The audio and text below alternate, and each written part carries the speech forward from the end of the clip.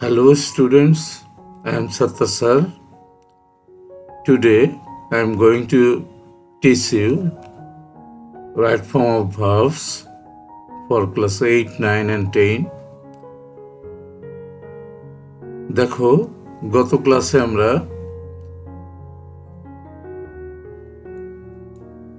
22 নম্বর rule পর্যন্ত দেখিয়েছিলাম। এবার 23 নম্বর রুল থেকে দেখো can, could, may, might, shall, should, will, would ইত্যাদি অক্সিলারি ভার্ব হিসেবে ব্যবহৃত হলে মূল ভার্বের প্রেজেন্ট টেন্স হবে। দেখো কথাটা আবার দেখো, can, could, may, might, shall, should, will, would ইত্যাদি অক্সিলারি ভার্ব হিসেবে ব্যবহৃত হলে, এগুলো আমরা জানি এগুলো এই মডেল ভার্ব। এটা যখন নাকি অক্সিলারি ভার্ব হিসেবে ব্যবহৃত হবে তখন মূল ভার্বটা যেটা থাকবে সেটা কিন্তু প্রেজেন্ট ফর্মে থাকবে এটার পরে। এই ভার্বগুলো সোজাসুজি কথা, এই ভার্বগুলো এই অক্সিলারিগুলোর পরে যে ভার্বটা আসবে সেই ভার্বটার প্রেজেন্ট ফর্ম হবে। দেখো আমরা এক্সাম্পল দিয়ে রেখেছি, ইউ মে ব্র্যাকেটে আছে গো হোম, এটাই থাকলো ইউ মে গো হোম, এটা কোনো কিন্তু পরিবর্তন হলো না। এরপরে দেখো আরেকটা এক্সাম্পল আমরা দিয়ে রেখেছি, we should do our duty, এটাও কিন্তু কোনো পরিবর্তন হলো না, ডুটাই থাকলো, কেননা শুডের পরে মূল ভার্বের প্রেজেন্ট ফর্ম থাকে। এরপরে দেখো আমরা আরেকটা এক্সাম্পল, আরেকটা রুলে চলে যাচ্ছে, খুব খেয়াল করে দেখো, ব্র্যাকেটের ভার্বের পূর্বের অংশের অর্থাৎ মেইন ক্লসে ভার্বটি পাস্ট টেন্সের হলে এবং পরের অংশে কোনো সময় next day, next week, next month, next year ইত্যাদি উল্লেখ থাকলে ব্র্যাকেটের ভার্বের পূর্বে উড বা শুড বসে এবং ভার্বটির প্রেজেন্ট ফর্ম হয়। উড শুড বসলে ভার্বটা প্রেজেন্ট ফর্ম হবে সেটা আমরা জানি। দেখো দুইটা ক্লজ কিন্তু আছে, হি সেইড একটা, তারপর দ্যাট কনজাংশন দিয়ে আরেকটা ক্লজ, হি গো হোম নেক্সট ডে। এটা কিন্তু আমরা দেখে বুঝতে পারলাম কিন্তু এটা কিন্তু একটা indirect narration. He said that adjective সেন্টেন্সের ইনডাইরেক্ট নারেশন, দ্যাট কনজাংশন যুক্ত করে এটাকে ইনডাইরেক্ট করা হয়েছে। তাহলে যখনই দেখলাম নেক্সট ডে, টুডে থাকলে সাধারণত নেক্সট ডে হয়, তাই না? তাহলে আমরা এখানে নিশ্চয়ই সেটা একটা শ্যাল বা উইল ছিল, যার কারণে এখানে আমাদের একটা সাবজেক্ট আছে হি, তাইলে হির সাথে উড বসবে। সাবজেক্টে আই থাকতো তাহলে আই শুড বসানো যেত, তাইলে দেখো যে এই জন্য উড বসছে। এই কথাটাই কিন্তু এখানে খুব সুন্দর করে ব্যাখ্যা করে বলেছে। তাইলে আমরা দেখতে পারলাম এখানে একটা উড বসলো। পরের রুলে আমরা চলে যাই, 25 number rule, am is are, was were ইত্যাদি টু বি ভার্ব এর পরে প্যাসিভ ভয়েস এর ক্ষেত্রে ভার্ব এর পাস্ট পার্টিসিপল ভার্ব। প্যাসিভ ভয়েসের ক্ষেত্রে আমরা জানি যে পাস্ট পার্টিসিপল ফর্ম বসাতেই হয়। প্যাসিভ ভয়েসের রুলসটা তোমাদের মনে আছে কিনা? 4টা কাজ করতে হয়। আমার যে ট্রান্সফরমেশনের যে টিউটোরিয়ালগুলো আমরা করিয়েছিলাম সেখানে কিন্তু অ্যাক্টিভ প্যাসিভ করিয়েছিলাম, সেখানে নিশ্চয়ই তোমাদের মনে থাকার কথা যদি দেখে থাকো। যদি না দেখো তাহলে একবার দেখে নিও সেখানে। তাহলে দেখো, the books were print print দেওয়া হয়েছে প্রেজেন্ট ফর্ম ইন টাইম, তাহলে the books are printed in time. নিশ্চয়ই বুঝতে পেরেছ? তাহলে আমরা পরবর্তী শিটে চলে যাই। দেখো 26 number rule, if plus simple present plus simple future tense. দেখো এটাকে সহজভাবে যদি আমি বলি if plus present plus future, এটা কিন্তু ফার্স্ট কন্ডিশনালের শর্ত। কন্ডিশনাল আমি এখনো টিউটোরিয়াল দেইনি, কন্ডিশনালটা দিলে পরে আরো ভালো করে বুঝতে পারবা। দেখো ইফ হি ওয়ার্কস হার্ড, যদি সে কঠোর পরিশ্রম করে, হি প্রসপার ইন লাইফ। এখন কঠোর পরিশ্রম করলে সে উন্নতি করবে, দ্যাট মিনস উইল। অর্থাৎ ইফ প্লাস প্রেজেন্ট, এই সেন্টেন্সটা দেখো প্রেজেন্টের, আর এটা অবশ্যই ফিউচারের হবে। তাহলে if he works hard he will prosper in life. তাহলে কি দাঁড়ালো? এই যে দেখো এই শর্তটা পূরণ করলো, if plus present plus future, কন্ডিশনালের শর্ত কিন্তু এটা। এরপরে আমরা আসি 27 number, if plus past simple past plus past participle past conditional. দেখো পাস্ট কন্ডিশনাল বলতে আমরা কি বুঝি এটা একটু খেয়াল করো। পাস্ট কন্ডিশনাল হলো প্রথমে সাবজেক্ট থাকবে, তারপরে উড অথবা কুড অথবা মাইট থাকবে, তারপরে ভার্বের present form, that means verb 1, তারপরে এক্সটেনশন। আবার খেয়াল করো পাস্ট কন্ডিশনালটা কি জিনিস। সাবজেক্ট থাকবে, তারপরে একটা উড থাকতে পারে, কুড থাকতে পারে অথবা মাইট, তারপরে ভার্ব 1 অর্থাৎ ভার্বের প্রেজেন্ট ফর্ম, তারপরে এক্সটেনশন বাকি। তাহলে আমাদের এটা কিন্তু সেকেন্ড কন্ডিশনাল। আমি সেকেন্ড কন্ডিশনালের টিউটোরিয়াল আমি দেব একটা। সেকেন্ড কন্ডিশনাল, তারপরে সেকেন্ড কন্ডিশনালের স্ট্রাকচারটা হলো if plus past indefinite plus past participle past conditional. তাহলে পাস্ট কন্ডিশনাল বলতে আমরা এটা বুঝি। এবারে আমরা এক্সাম্পলটা দেখে নিই।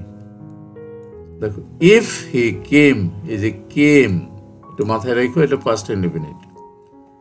আই হেল্প ব্র্যাকেটে দেওয়া হলো, তাহলে আমাদের স্ট্রাকচার অনুসারে দেখো স্ট্রাকচারে বলছিল subject plus would could might plus ভার্বের প্রেজেন্ট ফর্ম।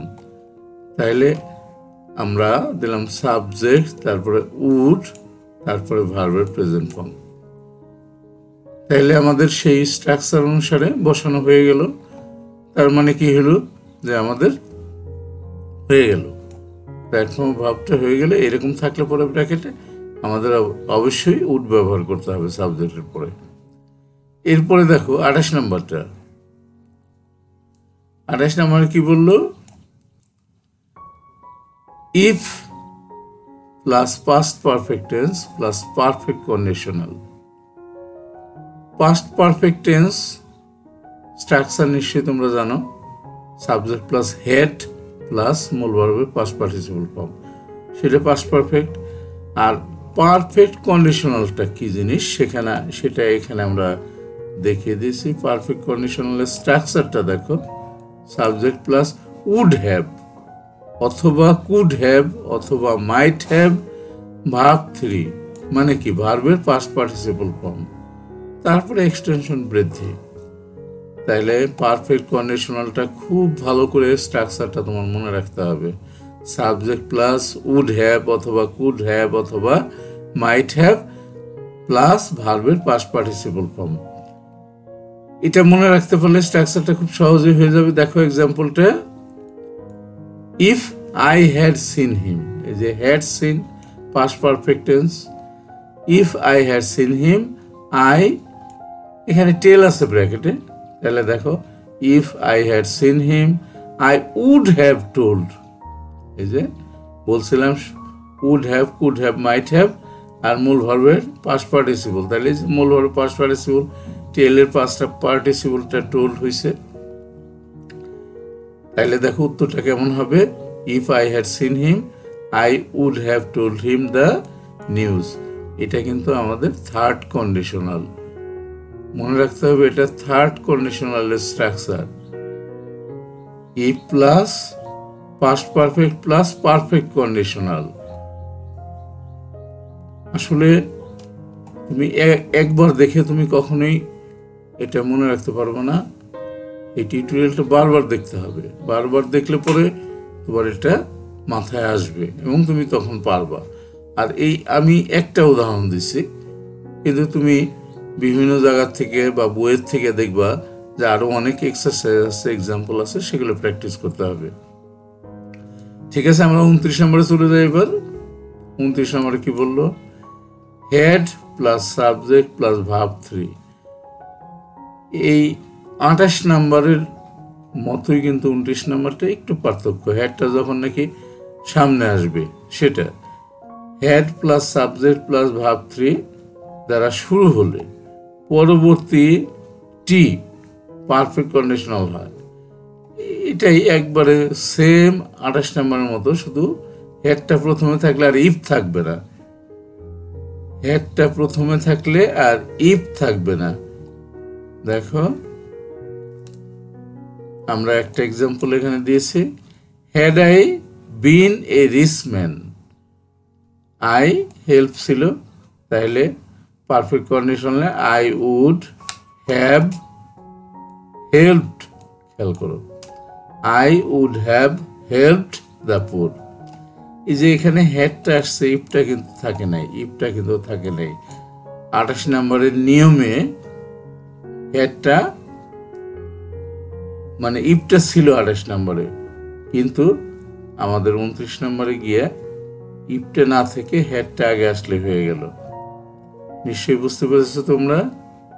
এবার আমরা পরবর্তী শিটে যাচ্ছি। দেখো 30 নম্বর, if plus subject plus were দ্বারা শুরু হলে পরবর্তী ক্লাসটা পাস্ট কন্ডিশনাল বা পারফেক্ট কন্ডিশনাল হবে। এখানে কিন্তু দুটো কথা বললো, if plus subject plus were. অর্থাৎ এখানে এটা যেটা দেখলাম এটা সেকেন্ড কন্ডিশনালের মতো, কিন্তু যে এই ওয়ার থাকলে পরে কিন্তু আমরা সেটা পাস্ট কন্ডিশনাল নিতে পারি অথবা পারফেক্ট কন্ডিশনাল নিতে পারি। আর পাস্ট কন্ডিশনাল কিভাবে হয় সেই স্ট্রাকচারটা কিন্তু আমি দেখালাম একটু আগে, আর পারফেক্ট কন্ডিশনাল কিভাবে হয় সেটাও কিন্তু দেখালাম 28 নম্বর 29 নম্বরে। তাহলে দেখো এক্সাম্পল দেখলে আর একটু ক্লিয়ার হবে। If I were a bird I fly. দেখো if I were a bird I would fly, এটা গেল সেকেন্ড কন্ডিশনালে অর্থাৎ পাস্ট কন্ডিশনালে। আরেকটা এটার আরেকভাবে করা যায়, সেটা দেখো if I were a bird I would have flown. এটা কিন্তু গেল থার্ড কন্ডিশনালে অর্থাৎ পারফেক্ট কন্ডিশনালে চলে গেল। তাহলে এই ওয়ার যদি থাকে কোশ্চেনে, দেখো খেয়াল করো, এই যে রুলসের মধ্যে বলা আছে ওয়ার যদি থাকে তাহলে কিন্তু আমরা সেটাকে পাস্ট কন্ডিশনালে নিতে পারি অথবা পারফেক্ট কন্ডিশনালে নিতে পারি। এই কথাটা মনে রাখতে হবে। এই স্ট্রাকচারটা একটু খুব মুখস্থর মতো করে রাখতে হবে, তাহলেই তুমি এটা পারবে। এরপরে দেখো 31 নম্বরটা কি বললো, কোনো কাজ পূর্বে শুরু হয়ে এখন পর্যন্ত চলছে বোঝালে প্রেজেন্ট পারফেক্ট কন্টিনিউয়াস টেন্স হয়। এটা আমরা টেন্সের নিয়মে আমরা জানি এটা, যে প্রেজেন্ট পারফেক্ট কন্টিনিউয়াস টেন্সের স্ট্রাকচারটা কি। তাহলে দেখো এখানে কি আছে, আই স্লিপ ফর 3 hours, 4 ঘন্টা ধরে। এই যে পূর্বে শুরু হয়ে এখন পর্যন্ত চলছে, ফর 3 hours 3 ঘন্টা যাবত চলছে, তাই না? তাহলে এটাকে আমরা প্রেজেন্ট পারফেক্ট কন্টিনিউয়াস টেন্সে নিয়ে যাব। প্রেজেন্ট পারফেক্ট কন্টিনিউয়াস টেন্সের স্ট্রাকচারটা তোমাদের অবশ্যই মনে আছে, সাবজেক্ট প্লাস হ্যাভ বিন অথবা হ্যাজ বিন আর মূল ভাবের সাথে আইএনজি যোগ। তাহলে তাই করলাম আমরা, সাবজেক্ট আই আছে তার সাথে হ্যাভ যাবে, I have been sleeping for 3 hours। এরপরে দেখো নাম্বারটা ভিতরে ঢুকে গেছে একটু, 32 নাম্বারটা। 32 নাম্বারটা কি বললো? Have, has, had, have, has, had, get, got ইত্যাদি ভার্বগুলি যখন পজিটিভ ভার্বের কাজ করে তখন ব্র্যাকেটের ভার্বটির পাস্ট পার্টিসিপল ফর্ম হয়। এখন প্রশ্ন আসে যে পজিটিভ ভার্বটা কি? পজিটিভ ভার্বটা হলো এমন একটা ভার্ব যে ভার্বটা অন্যকে দিয়ে কাজ করিয়ে নেয়, সেটাই পজিটিভ ভার্ব। দেখো এক্সাম্পল দেখলে তুমি ভালো করে বুঝতে পারবে। এই যে কোশ্চেনটা দেখো, I got the door close by him. তাহলে এখানে কি পজিটিভ ভার্ব কি বলা হলো? যে ভার্বের পাস্ট পার্টিসিপল ফর্মটা বসবে, I got the door close by him. যে দেখো ভার্ব পজিটিভ ভার্বের কাজ করে তখন ব্র্যাকেটের ভার্বের পাস্ট পার্টিসিপল, খেয়াল করো, পাস্ট পার্টিসিপল হয়।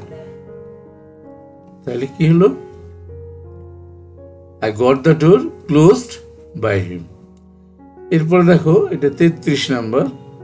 আমি একটু বড় করার কারণে একটু ভিতরে ঢুকে গেছে, তো সিরিয়াল তো আমাদের মনে আছে। লিস্ট যুক্ত সেন্টেন্সে লিস্টের পরে যে সাবজেক্ট থাকে তারপর শুড বা মাইট বসে। দেখো রাইট ফর্ম ভার্ব করার সময় কিন্তু এটা অবশ্যই মনে রাখতে হবে, এটা বহুবার আসে, বেশ ইম্পর্টেন্ট। লিস্ট থাকলে পরে সাবজেক্ট থাকে, তারপর শুড বা মাইট বসে। দেখো একটা এক্সাম্পল দেখলে তোমার খুব ভালো, walk fast lest you miss, তাইলে আসলো you should miss the train. খেয়াল করেছো নিশ্চয়ই, এই যে লিস্টে থাকলে পরে। আচ্ছা এরপরে দেখো walk fast lest you might miss the train, এই মাইটও দেওয়া যেতে পারে, সেটি দেখানো হয়েছে এখানে। নিশ্চয়ই বুঝতে পেরেছ শিক্ষার্থী বন্ধুরা। এবার আমরা শীটটা পরিবর্তন করছি। এরপর দেখো 34 নম্বরটা,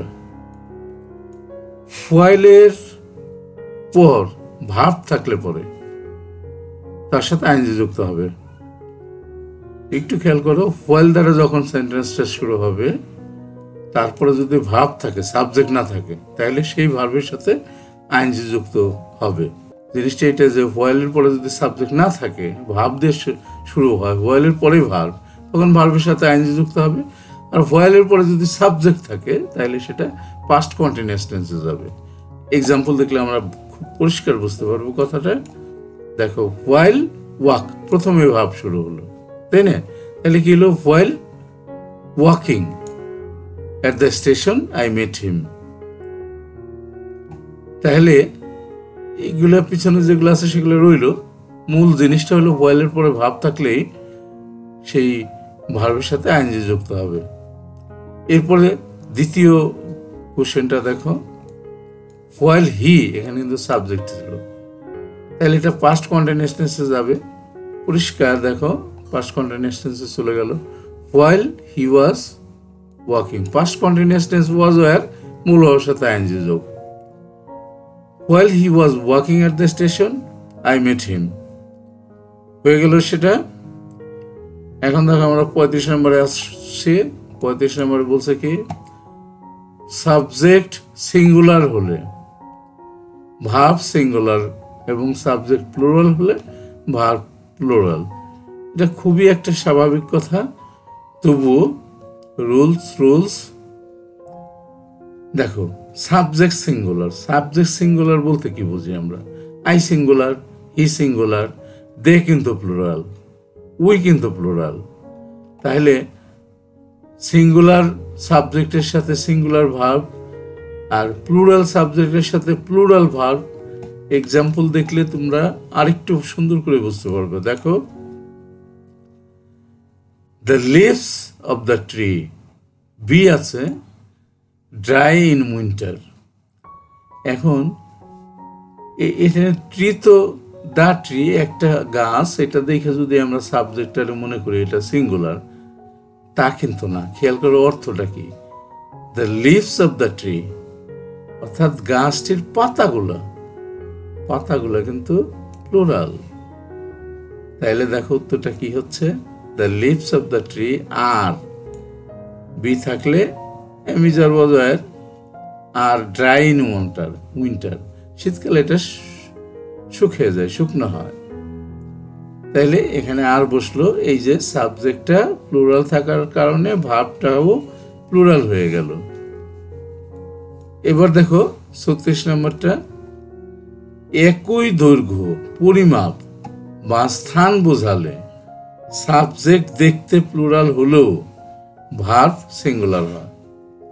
খুব মনোযোগ দিয়ে, এখানে বাচ্চারা কিন্তু বেশ ভুল করে।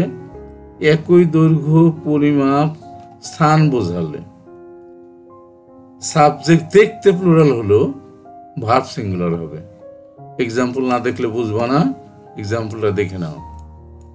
50 মাইলস, মনে হয় না 50 মাইলস 50 মাইল, এখানে এস আছে, এটা প্লুরাল মনে হয় না, পরিষ্কার প্লুরাল মনে হয়।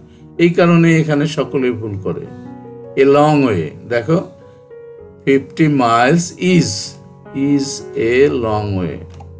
এটা কিন্তু বেশ মানে কম্পিটিটিভ এক্সামগুলো এগুলো এই রাইট ফর্ম ভার্বটা দিয়ে থাকে সাধারণত। এবার দেখো 37 নম্বরে আসি আমরা। 37 নম্বরে কি বললো, কোন সেন্টেন্স যদি দেয়ার দিয়ে শুরু হয়, কোন সেন্টেন্স যদি দেয়ার দিয়ে শুরু হয় এবং তারপর যদি সিঙ্গুলার নাম্বার থাকে, তাহলে দেয়ারের পর সিঙ্গুলার ভার্ব বসে, এবং প্লুরাল নাম্বার থাকলে প্লুরাল ভার্ব বসে। খুব সহজ এটা। দেয়ারের পরে যদি সিঙ্গুলার থাকে, সিঙ্গুলার নাম্বার থাকলে সিঙ্গুলার ভার্ব, আর দেয়ারের পরে যদি প্লুরাল থাকে তাহলে প্লুরাল ভার্ব বসবে। দেখো দেয়ার একটা বি দেওয়া হলো, এ হাই স্কুল, এ হাই স্কুল মানে একটা হাই স্কুল, তাহলে এটা সিঙ্গুলার নাম্বার, তাহলে আমরা অবশ্যই এখানে ভার্বটাও সিঙ্গুলার দেব। দেখো উত্তরটা, there is a high school in our village. আবার এটা দেখো আরেকটা এক্সাম্পলে দেখো, there be two schools in our village. হাইটা এখানে দেয়নি, জায়গাটা অনেক কম। আচ্ছা, তাহলে দেখো যখন এই টু হইল, নাম্বার কিন্তু প্লুরাল হয়ে গেল, তখন কিন্তু দেয়ারের পরে দেয়ার আর বসলো। এটা নিশ্চয়ই তোমরা পড়ার সময় খেয়াল করেছো এবং তোমরা বোধহয় এটা জানো। ঠিক আছে বন্ধুরা, আজকের মতো কিন্তু আমরা এখানে শেষ করতে যাচ্ছি। এই 37টা রুলসের কথা আমি বলেছিলাম, 37টা রুলস আমার দেখানো হয়ে গেল। তবে মনে রাখতে হবে তোমাকে যে এই রুলসগুলো একবার দেখলে কিন্তু হবে না, বারবার দেখতে হবে। এখন আমি মাঝে মাঝে একটা কথা বলি যে শুনতে একটু খারাপ শোনা গেল, আমি ছাত্রদের প্রশ্ন করি যে তোমার বাবার নাম কি? সে বলে যে হ্যাঁ আমার বাবার নাম মোহাম্মদ রহিম। আমি বললাম যে তোমার বাবার নামটা এই তোমার মনে থাকলো কিভাবে? তখন সে অবাক হয়ে যায় যে আমি কি প্রশ্ন করলাম তাকে। তখন উত্তরটা আমি দিই, আমি বলি যে দেখো তোমার বাবার নামটা তোমার সবসময় মনে থাকে এই কারণে যে তোমার বাবার সাথে তোমার প্রতিদিন দেখা হয়, প্রতিদিন কথা হয়, এই কারণে তোমার বাবার নামটা তোমার মনে থাকে, অন্য কোনো কারণ নেই। Out of sight out of mind. এই কারণে আমি বলি যে তুমি যদি তোমার যে কোনো লেসন, অনেক স্টুডেন্টসরা আমাকে প্রশ্ন করে যে স্যার আমরা কিভাবে মনে রাখতে পারি, কিভাবে ভুলে যাই, মানে পারি না, মনে রাখার পদ্ধতি কি? পদ্ধতি একটাই, সেটা হলো যে তোমাকে বারবার প্র্যাকটিস করতে হবে। Practice makes a man perfect. এটা মাথায় রেখে তুমি বারবার দেখবা, একদিন 2 দিন পর পরই তোমাকে সেটা দেখতে হবে। দেখবারে যে একটা সময় তোমার সমস্ত কিছু তোমার নখদর্পণে হয়ে গেছে, তখন একটু কম করে 1 মাস 2 মাস পরে দেখলেও তোমার কোনো সমস্যা নাই। কিন্তু প্রথম দিকে প্রায় প্রতিদিন বা একদিন পর পর তোমাকে অবশ্যই দেখতে হবে। ঠিক আছে, অনেক কথা বললাম শিক্ষার্থী বন্ধুরা, এবার শেষ করব। তার সাথে সাথে এটাও বলে নেই যে তুমি যদি সাবস্ক্রাইব করতে ভুলে যেয়ে থাকো, তুমি যদি বেল বাটনে ক্লিক করতে ভুলে যেয়ে থাকো, সেটা করে দেবা, এই কারণে যে তুমি যাতে করে পরবর্তী আমার টিউটোরিয়ালগুলো তুমি পাও। তবে হ্যাঁ, তোমার যদি ভালো লাগে, আমার টিউটোরিয়ালগুলো তোমার যদি ভালো লাগে তাহলেই করবা, অন্যথায় তোমাকে করতে বলছি না আমি। ঠিক আছে, অসংখ্য ধন্যবাদ। পরবর্তী লেসন দেখার আমন্ত্রণ রইল। See you next.